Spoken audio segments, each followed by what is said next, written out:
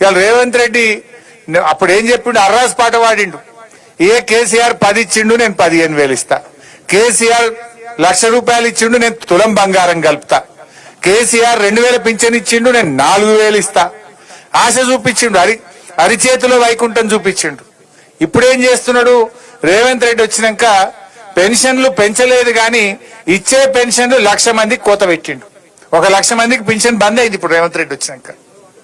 పెన్షన్లలో కోత, కరెంటులో కోత, కేసీఆర్ కిట్లో కోత, ఇవాళ న్యూట్రిషన్ కిట్ లో కోత, విద్యార్థుల ఫీజు రియంబర్స్మెంట్ లో కోత, రైతు బంధుల్లో కోత, ఏది చూసినా కోతలే పెడుతుంటు.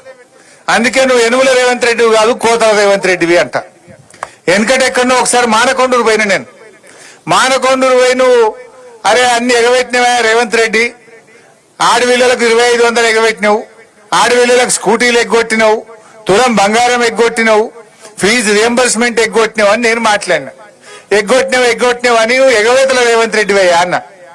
నేను హైదరాబాద్ జరగకముందే నా మీద కేసు పెట్టిరు. ఎందుకు కేసు అంటే, రేవంత్ రెడ్డి నువ్వు ఎగవేతల రేవంత్ రెడ్డి అంటవాడు. ఎగవేతల రేవంత్ రెడ్డి అంటే ఆయనకు బాగా నొప్పి అయిందట. నువ్వు ఎగవేట్టినావు కనుక ఎగవేతల రేవంత్ రెడ్డి అన్న.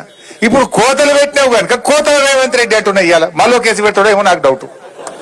నేను హైదరాబాద్ వరకు మళ్ళీ ఇవాళ కూడా కేసు అవుతుందని నాకైతే డౌట్ ఉన్నది. పెట్టు ఎన్ని పెడతావు నేను అంటనే ఉంటాం.